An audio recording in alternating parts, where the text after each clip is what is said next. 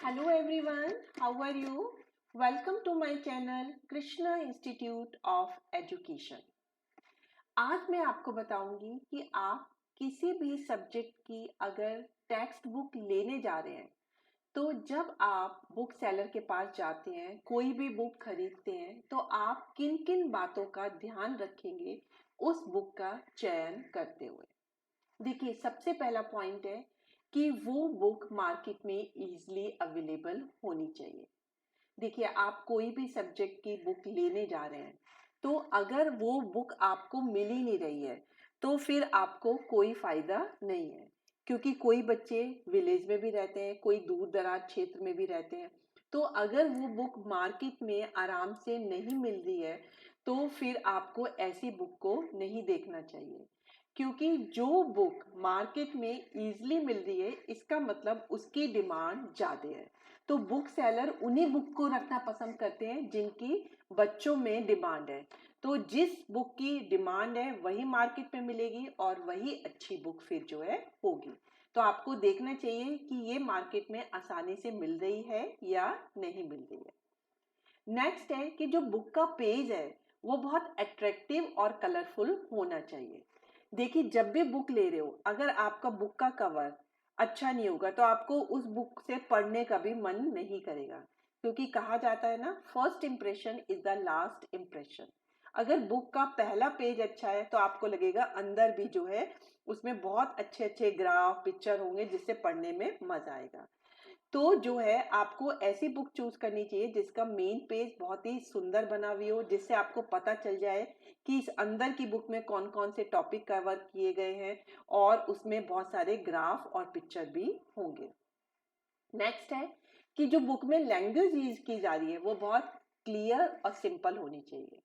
देखिए, कोई किताब है अगर उसमें बहुत ही कठिन भाषा का यूज हो रहा है तो आप जो है सेल्फ स्टडी करते समय बुक्स को पढ़ते हो, तो अगर आपको उसकी लैंग्वेज ही समझ नहीं आ रही है तो उस बुक का पढ़ने का कोई फायदा नहीं है। जो चीज आपको 1 घंटे में समझ आएगी, तो अगर आप बहुत ही क्लिष्ट लैंग्वेज है तो वो आपको 5 घंटे में समझ आएगी। तो आपको ऐसी बुक को पढ़ना नहीं चाहिए, आपको वो बुक देखनी चाहिए जो बहुत ही क्लियर और सिंपल लैंग्वेज में दे रखी हो, जिसमें बहुत अच्छी तरीके से समझाया गया हो, क्योंकि उससे एक तो आपके समझने का टाइम कम हो जाता है और आपको जो है उस बुक से पढ़ने में अच्छा भी लगता है। नेक्स्ट है कि जो सब्जेक्ट मैटर है वो सिंपल से कॉम्प्लेक्स की तरफ होना चाहिए या सरल से कठिन की तरफ होना चाहिए। देखिए, बुक में बहुत सारे टॉपिक दिए होते हैं, तो अगर कठिन टॉपिक भी होते हैं और बहुत सिंपल टॉपिक भी होते हैं। हमारी बच्चों की एक मेंटेलिटी होती है कि अगर उसे सिंपल पहले पढ़ाया जाएगा तो उसे लगेगा भाई ये चैप्टर बहुत इंटरेस्टिंग है, मैं आगे कभी कर सकता हूँ जब मैंने सिंपल चीज कर ली। लेकिन अगर शुरू में आप कठिन टॉपिक पहले डाल दोगे तो बच्चे को समझ नहीं आएगा, तो वो जो है उसे पढ़ने में इंटरेस्ट नहीं आएगा, वो छोड़ देगा कि नहीं, ये तो पूरी बुक ही इतनी डिफिकल्ट लिखी हुई है, मुझे समझ नहीं आ रहा। तो इसीलिए बुक में जो है सिंपल टू कॉम्प्लेक्स होना चाहिए कि पहले इजी टॉपिक हो जिससे बच्चे को समझ आ जाए, उसमें कॉन्फिडेंस आ जाए और वो फिर आगे के कठिन चीजों को भी आराम से पढ़ सके। तो बुक का subject matter simple to complex या फिर सरल से कठिन की तरफ होना चाहिए। नेक्स्ट है कि बुक में जो भी टॉपिक हो वो सिस्टमेटिक और लॉजिकल वे में होने चाहिए। फॉर एग्जाम्पल, जैसे आपको किसी चीज का इंट्रोडक्शन है, फिर आपको उसकी करेक्टरिस्टिक बताई गई है, फिर उसको आपके बेनिफिट बताए गए हैं, फिर उसकी कमियां बताई गई हैं, फिर कमियों को दूर करने के उपाय बताए गए हैं। तो इस तरह से सिस्टम में चलना चाहिए। अगर पहले ही कमियां बता देंगे और फिर उसका इंट्रोडक्शन बाद में देंगे तो बच्चों को समझ भी नहीं आएगा। तो बुक ऐसी होनी चाहिए कि पहले बुक का किसी भी टॉपिक का इंट्रोडक्शन हो, जिससे आपको समझ में आए कि इस चैप्टर में हम क्या पढ़ने जा रहे हैं। फिर उस टॉपिक की करेक्टरिस्टिक कि हाँ इसमें ये चीजें हो सकती हैं, फिर उसके एडवांटेजेस डिसएडवांटेजेस, इस तरह से सिस्टमेटिक वे में सारे टॉपिक जो है अरेंज होने चाहिए। नेक्स्ट है कि बुक्स में मैप, ग्राफ, पिक्चरों का यूज बहुत होना चाहिए। देखिए, जो ऑडियो विजुअल ऐड होते हैं वो जब बच्चा उनके थ्रू पढ़ता है तो बच्चे में ज्यादा इम्पैक्ट होता है। आप बच्चा सिंपल लैंग्वेज में पढ़े जा रहा है तो उसको इतना फर्क नहीं पड़ेगा, लेकिन हर चीज का पिक्चर देख के वो पढ़ रहा है। आपने कोई भी टॉपिक पढ़ा, उससे रिलेटेड पिक्चर भी वहां पे दे रखी है, ग्राफ भी है, तो आपको वो बहुत जल्दी समझ में आ जाता है। तो आपको बुक ऐसी चूज करनी चाहिए कि जिसमें पिक्चर, ग्राफ, मैथ्स या और किसी चीज का बहुत ज्यादा यूज हो रहा हो, क्योंकि वो पढ़ने में बहुत इंटरेस्टिंग होती है। फिर नेक्स्ट है कि जो बुक है उसमें सीखने की जो विधियां हैं, जो लर्निंग मेथड है, उनका भी यूज होना चाहिए। वो कैसे? देखिए, आपने अगर पहले एक टॉपिक दिया होना चाहिए बुक में, फिर उसकी समरी भी देनी चाहिए, क्योंकि टॉपिक अगर 20-25 पेज का है या 100 पेज का है तो आप पढ़ते पढ़ते थक जाते हो और आप भूल भी जाते हो कि शुरू में क्या लिखा था। लेकिन अगर एंड में समरी दे रखी है, और समरी तो एक ही पेज की होती है, तो आप उसे पढ़ के एकदम से जब दोबारा पढ़ते हैं तो आपको वो पूरा चैप्टर जो है एकदम से उसकी गिस्ट पता चल जाती है कि इसमें हमने ये पढ़ा है। तो समरी दी होनी चाहिए। फिर लास्ट में एक्सरसाइज भी दी होनी चाहिए कि जिससे बच्चा जब उन क्वेश्चंस को पढ़े एक्सरसाइज के तो उसे पता चल जाए कि हाँ, इसका आंसर ये है, और मुझे इसका आंसर नहीं आता तो मुझे दोबारा से टॉपिक का ये वाला पार्ट पढ़ना है। तो इसलिए जो सीखने की अच्छी विधियां हैं वो बुक में इंक्लूड होनी चाहिए। नेक्स्ट है जो बुक का सामग्री है, जो कंटेंट है, वो बच्चों की इंटरेस्ट और नीड के हिसाब से होना चाहिए। देखिए, बच्चों की जो नीड है, कभी कभी हम किताबों में देखते हैं कि उसपे बहुत सारा मटेरियल दे देते हैं। कुछ बच्चों की आवश्यकता के अनुसार होता है और कुछ बच्चों की आवश्यकता के अनुसार नहीं होता।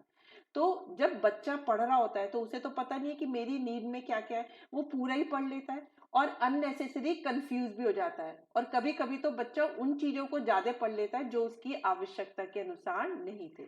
तो बुक ऐसी होनी चाहिए जो बच्चों की नीड के हिसाब से हो और जिसे पढ़ने में बच्चों को इंटरेस्ट भी आए। नेक्स्ट है इंक्लूजन ऑफ लेटेस्ट डाटा। देखिए, अगर बुक में पुराना डाटा यूज हो रहा है तो बुक किसी भी काम की नहीं होती है, क्योंकि नए नए चेंजेस आते हैं तो नए नए डाटा भी बदल जाते हैं, पिक्चर भी बदल जाती है। तो बुक ऐसी होनी चाहिए कि जो हर साल जो है उसका नया एडिशन आ रहा हो और उस नए एडिशन में लेटेस्ट डाटा ऑथर ने यूज किया हो, जिससे आपके पास ऑब्सोलेट इंफॉर्मेशन ना हो, बिल्कुल लेटेस्ट इंफॉर्मेशन होनी चाहिए। नेक्स्ट है कि आपका जो बुक है उसमें हर चैप्टर के बाद मल्टीपल चॉइस क्वेश्चन जरूर होने चाहिए। मल्टीपल चॉइस क्या होते हैं कि इसमें एक ही क्वेश्चन की 4 चॉइस दे दी जाती है। अब बच्चों को देखना होता है कौन सी चॉइस ठीक है। वो चारों चॉइस ही मिलती जुलती सी होती है। तो जब बच्चा मल्टीपल चॉइस क्वेश्चन करता है तो उसे चैप्टर से रिलेटेड जो भी कंफ्यूजन, जो भी डाउट होता है वो बिल्कुल क्लियर हो जाता है। उसे पता होता है कि इसका आंसर ये वाला है, तो बच्चों का डाउट बहुत अच्छे से क्लियर होता है।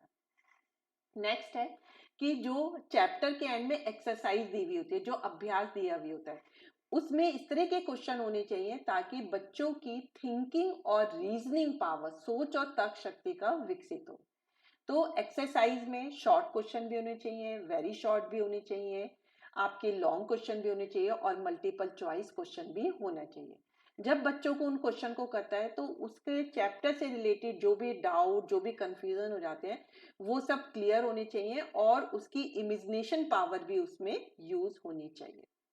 लास्ट है कि there should be scope for timely correction and repetition. देखिए, बुक में बच्चों की नीड के हिसाब से ऑथर को जो है उसमें चेंज करते रहना चाहिए, पिक्चरों का चेंज करना चाहिए, डाटा का चेंज करना चाहिए और आपका जो मेन पेज है उसे चेंज करना चाहिए। तो बुक ऐसी होनी चाहिए कि ऑथर आराम से उसमें चेंज कर सके, क्योंकि नई नई टेक्नोलॉजी आती है, नए नए डाटा आते हैं, तो उस डाटा के हिसाब से बुक में चेंज होते रहने चाहिए। तभी वो चेंज बच्चों के लिए उपयोगी होते हैं और बच्चा उन्हें पढ़ के लेटेस्ट इंफॉर्मेशन लेते हैं। तो इसलिए आगे से जब भी आप बुक सेलर के पास जाएं तो आप बुक को चूज करें तो ये जो मैंने 12 पॉइंट बताए हैं, इन पॉइंट को जरूर कंसीडर करें। तो बुक चूज करते समय जब आप अपने पॉइंट्स को देखेंगे और अगर ये पॉइंट्स नहीं मिलते हैं तो आप बुक सेलर को बताएंगे कि मैं बुक ये नहीं इसलिए नहीं खरीद रहा हूँ क्योंकि इनमें ये वाले पॉइंट्स नहीं मिलते हैं। तो बुक सेलर फिर ये इंफॉर्मेशन पब्लिशर हाउस में या ऑथर को बताएगा, तो ऑथर इन्हीं हिसाब से फिर बुक को चेंज करेगा।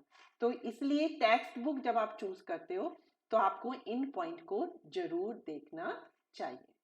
तो आई डू होप कि आपको बहुत अच्छे से समझ में आ गया है कि आप किसी भी सब्जेक्ट की, चाहे फिजिकल साइंस की, मैथ्स की, बायो की, हिंदी इंग्लिश की, कॉमर्स की, सोशल साइंस की बुक लेने जाते हैं तो आपको इन पॉइंट को ध्यान में रख के ही बुक का चयन करना चाहिए। अगर आपको मेरा ये लेक्चर अच्छा लगा तो इसे चैनल को सब्सक्राइब करना मत भूलिए, इसे लाइक और शेयर करना भी मत भूलिए। So that's all for today lecture.